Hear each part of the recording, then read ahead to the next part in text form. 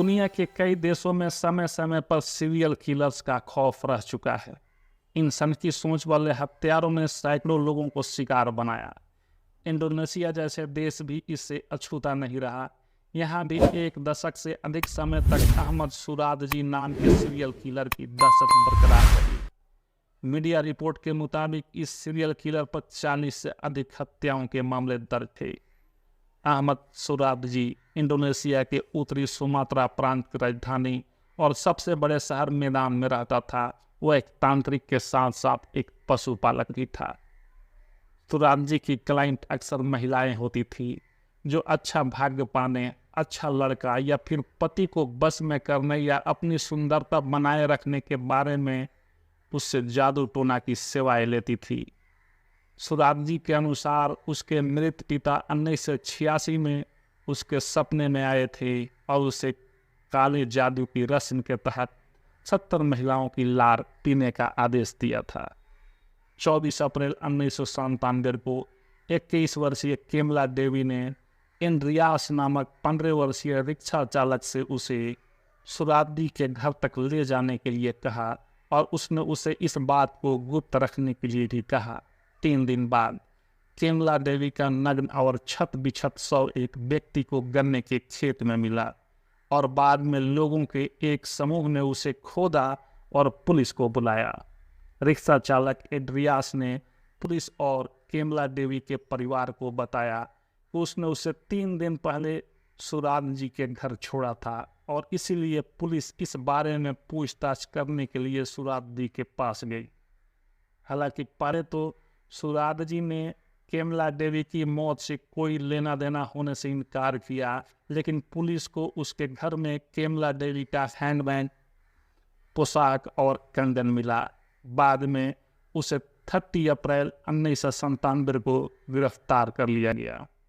पूछताछ के दौरान सुरादजी ने अंततः केमला देवी की हत्या के बाद कबूल कर ली, लेकिन यह भी खुलासा किया कि उसने इसी तरह के 42 लड़कियों को मार डाला था और गन्ने के खेत में खुदाई करनी पड़ी जहां केमला देवी का शव मिला था।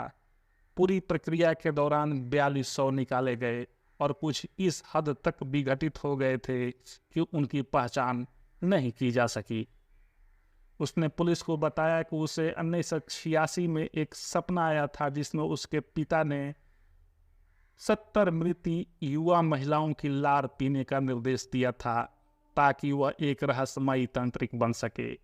सुरादजी ने सोचा कि प्राकृतिक कारणों से मरने वाली 70 महिलाओं से मिलने में उसे बहुत लंबा समय लगेगा, इसलिए उसने हत्या के माध्यम से इस प्रक्रिया को तेज करने का फैसला किया।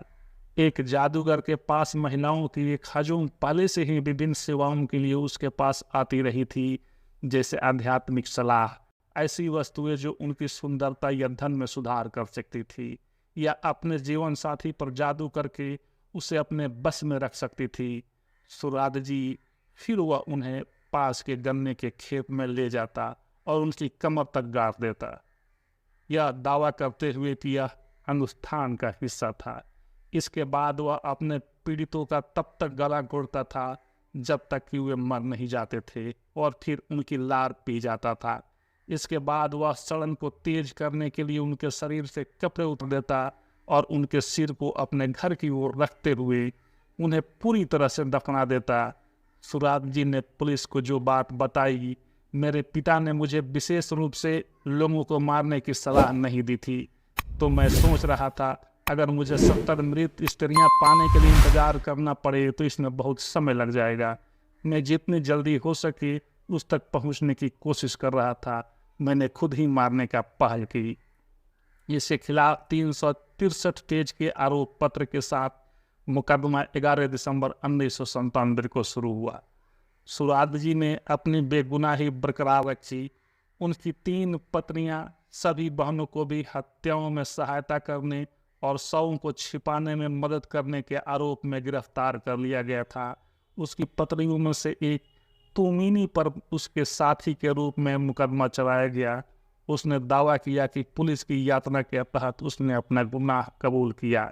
उसे 27 अप्रैल 1998 को कुबूल पकान में 3 न्यायाधीशों के पैनल द्वारा दोषी पाया गया था। फैसला पढ़ते ही अदालत कक्ष में बड़ी संख्या में लोग जयकार मनाने लगे। 100 से अधिक लोग छोटे से अदालत कक्ष में जमा हो गए थे, जबकि कई लोग बाहर टेलीविजन स्क्रीन पर अदालती कार्रवाई को देख रहे थे। सुराज जी की पत्नी तुमिनी को भी हत्याओं में सहायता करने के लिए मौत की सजा सुनाई गई थी, लेकिन बाद में उसकी सजा को घटाकर आजीवन कारावास कर दिया गया था। अदालत के आदेश के बाद 42 लोगों के कत्ल के इल्जाम में ब्लैक मैजिक किलर अहमद सुराज जी को फायरिंग दस्ते द्वारा 10 जुलाई 2008 में मौत दे दी गई थी।